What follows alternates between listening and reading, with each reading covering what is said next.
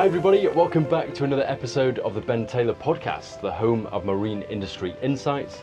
This episode is brought to you by Superyacht Services Guide, a worldwide trusted directory of yachting services. Today we're going to talk about Centtrip. I'm here with Mark Perry, who's Director of Yachting there. Great to see you. Lovely to see you.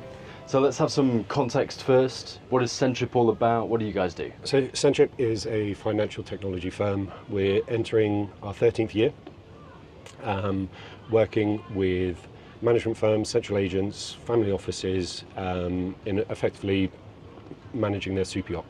There's a couple of players in this space, and Centtrip are actually more prevalent than most people would realise. Yeah, we're now operating with just over 2,300 vessels, Wow. kind of globally.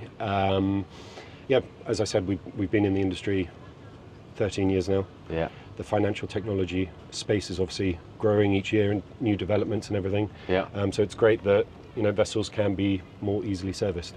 Okay, and in terms of what the technology does, can you try and describe it from a kind of a helping a crew and helping a vessel operationally? What is it actually doing and why is it so useful?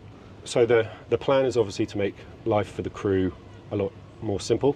A captain should focus on being a captain of a vessel and not necessarily on financial reporting or tracking receipts, downloading data. Exactly. The captain needs to manage the boat and the crew need to make sure the guests are having the best experience, or the owners on board, that everything's going according to plan. So kind of our job is just to ensure that the vessel doesn't go over budget, that everything's reconciled in a very easy way. Yeah, and I feel like this can get pretty stressful pretty quickly, because if say crew have their crew card, you need some kind of operational expenditure and they can't pay for it. That's like, in my head at least, that's the biggest pain point, where you're like, well, you've got the stresses of owner demands and guest demands, and then you're not able to actually use resources and use finance. That's like the... Yeah. Well, I think especially during peak charter season, where it's just non-stop, where vessels have got back-to-back charters, for example. You've got crew on board for 1 week, and you've got a provision for the guests coming on board the second week, for example. So that's where we kind of we set up multiple APA accounts that just enable the crew to spend accordingly, not go over budget, and make sure the right APA is spent on the right guests. So who do you end up working with? Is it a central agency? Is it directly with the vessel? Bit of both? I would say both. We're very lucky with our clients. We've got quite a broad reach of clients, from central agents, management firms, and family offices directly. So there's a wide part of the market that we cater to. Okay, and I'm not sure if this is going to get very, very technical very quickly, but what's the difference between a central agent, for example, partnering with Centtrip, compared to having, let's say, one of the mainstream Fintech banks or anything like that? I think the main advantage is our experience. As I said, for years of working in the industry, we understand the ownership structures, we understand the money flows associated to the industry. We have, I think, just over £2 billion worth of transactions coming across our books every year. High street banks don't understand the yachting industry perhaps that well, given that they've got a wide variety of clients that they work with, whereas for Centtrip our focus is on the yachting sector. Yeah. So that's where the understanding comes from. And from a banking perspective, yachting is so unique, because I'm trying to think of a list of kind of complications. You've got huge expenditure. Yeah. You got anywhere in the world basically. Yeah. You've got different nationalities. You've got a lot of people involved. You've got ownership structures. It's just for a bank, it's like, right, okay, we need to know this, and this, and they're like, it's complicated on every level. From a KYC point of view, KYC is getting more advanced, more information is needed, and I think that's kind of where one of our USPs is, where given the understanding of the asset and the ownership structure that sits above it, RFIs, we have banking partners that we have to use. RFIs come through quite a lot, as they would for any financial institution. So I think with a company like Centtrip, we can answer those RFIs on behalf of a client. Again, making sure that the captain spends most of their time driving a boat, not having to deal with banking inquiries along those lines. Okay, and yachts do different things. Some are owned and private, some are chartered. What are some of the complications for a yacht under charter when it comes to everything finance? I think the complications just can be obviously a number of things. You know, in the season when the vessel is chartered, you know, they can have back-to-back charters for 6, 7, 8 weeks. Yeah. You know, each time you've got hundreds of thousands of pounds sometimes, or euros coming onto an account. Everything has to be allocated.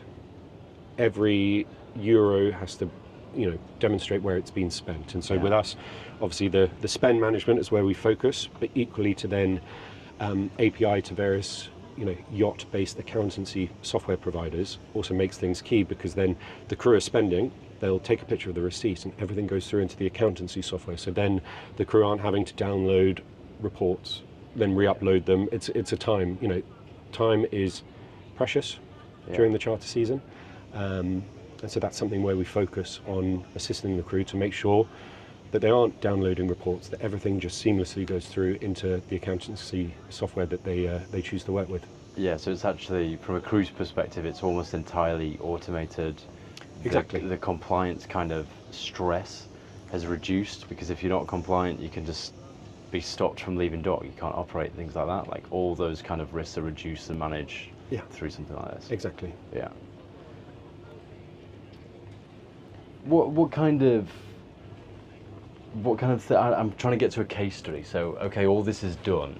I'm trying to get an understanding of how it's done, or kind of situations that arise where it's just kind of, without Centtrip, it would have been really quite difficult to deal with, but because you guys were there, you were on hand, you could kind of help out. And I think, I mean, it goes back to the day where vessels used to manage just cash, for example. that was chaos. Yeah, and just kind of absolute having chaos. to hold on to the receipts, you know, the whole time. And they have like safes on board and stuff. yeah. But you know, you'd have a book of receipts, and at the end of the month, you would then go through it and make sure everything adds up. Whereas, you know, the world of fintech is developing so much more, where It's so powerful as well. but also, you know, with the likes of other big fintech companies coming into it that people are using for their own personal accounts, everyone's aware of what's out there and what's possible. And so that's our job, is to keep up with the trends and to make sure the platform behaves in a way that is suitable to the crew. So we've just, you know, we have a user experience member of staff who's there speaking to captains, speaking to crew, understanding what they want with the platform and building it accordingly so that it's better suited to them. You know, understanding the pain points of the crew is vital for us to be a partner with them. Is the reality of that every yacht is different, or is it fairly? I would say yes and no, but I think a lot of them have similar issues and headaches, and obviously if a company wants certain developments to happen, odds on other people would want to experience that development as well. Let's go through a bit of an onboarding. So a vessel coming on board with Centtrip that said, yes, we love the platform, let's go. What does that process look like? How do they go from wherever they are into, here's your crew cards, here's how it's all going to work, here's the dashboard? So we would send a link, an onboarding link to our onboarding platform, where the manager, the central agent, the owner's rep, whoever applies for the account will apply for the account there. 48 hours usually to get an account open. Obviously any other additional information that you ask for gets requested then. We've just launched a new platform as well, which provides clients with virtual cards. So effectively, once the account is open, within moments you can have cards on your phone and spending. I bet people love that. So it's like typically Apple Pay, Google Pay, all that kind of thing, just on the phone, like every other card you use. Exactly. So you can have virtual cards, you know, instantly with the crew. So again, the speed of service, speed of time, obviously goes a long way to assisting that. Okay. And what's kind of in the plans for the future? You guys growing? You bringing on more central agencies? What's the plan? That's the plan. Obviously, growing our footprint in the US as well. We have So Centtrip as a company, we're headquartered in London. We have an office in Amsterdam and an office in Fort Lauderdale. So Europe has obviously been a focus for us for a long time.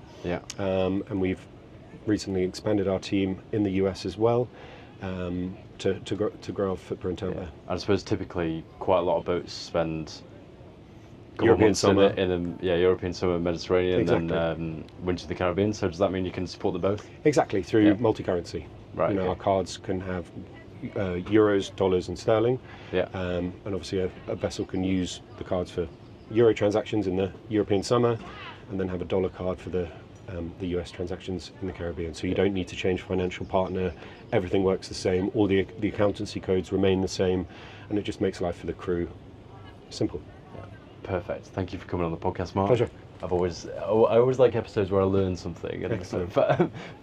Finance is something that kind of gets me thinking about how the whole world works, to be honest, from mainstream banks to niche use cases like this, creating companies like Centtrip. It's an exciting part of the industry to work in. Yeah. All right. Thank you, Mark. Pleasure. Everybody, if you enjoy content like this, make sure you're following here to see plenty more of it. All being well, we'll see you again next time. Bye for now.